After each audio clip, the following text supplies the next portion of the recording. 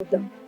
ಇದು ಸರ್ಕಾರ ಇದ್ರ ಸಲುವಾಗ ಹೆಚ್ಚು ಈಗ ನ್ಯೂಸ್ ಚಾನಲ್ ಇರಲಿ ಎಲ್ಲ ಟೆಲಿವಿಷನ್ ಮತ್ತು ಸೋಷಲ್ ಮೀಡಿಯಾ ಒಳಗೆ ಅವೇರ್ನೆಸ್ದ ಅಡ್ವರ್ಟೈಸ್ಮೆಂಟ್ ಕೊಡ್ಬೇಕು.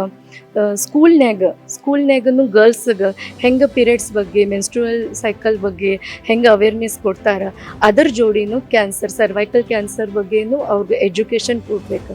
ಮತ್ತು ನಮ್ಮ ಸ್ವಲ್ಪ ಎಜುಕೇಷನ್ ಸಿಸ್ಟಮ್ನಾಗೂ ಸೆಕ್ಸ್ ಎಜುಕೇಷನ್ ಅದು ರಿಲೇಟೆಡ್ ಏನು ಹೆಲ್ತ್ ಪ್ರಾಬ್ಲಮ್ಸ್ ಅದಾವೆ, ಯಾವುದು ಡಿಸೀಸಸ್ ಅದಾವೆ ಅದು ಆ್ಯಡ್ ಮಾಡಬೇಕು. ಮತ್ತು ವ್ಯಾಕ್ಸಿನ್ HPV ವ್ಯಾಕ್ಸಿನ್ ಏನೈತಿ ಅದು ಕಂಪಲ್ಸರಿ ಸ್ಟಾರ್ಟ್ ಮಾಡಬೇಕು ಎಲ್ಲ ಗರ್ಲ್ಸ್ಗೆ.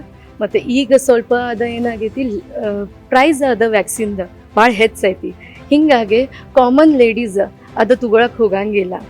ಮೊದಲು 1500 ಇತ್ತು, ಆಮೇಲೆ 2000 3000 ಹಿಂಗೆ ಸ್ವಲ್ಪ ಎಲ್ಲರಿಗೂ ಅದು ವ್ಯಾಕ್ಸಿನ್ ಅಫೋರ್ಡೆಬಲ್ ಇಲ್ಲ. ಅದಕ್ಕೆ ಅದು ವ್ಯಾಕ್ಸಿನ್ ಪ್ರೈಸ್ ಸ್ವಲ್ಪ ಕಡಿಮೆ ಮಾಡಿದ್ರೆ ಎಲ್ಲರೂ ಅದು ವ್ಯಾಕ್ಸಿನ್ ತಗೋಬಹುದು.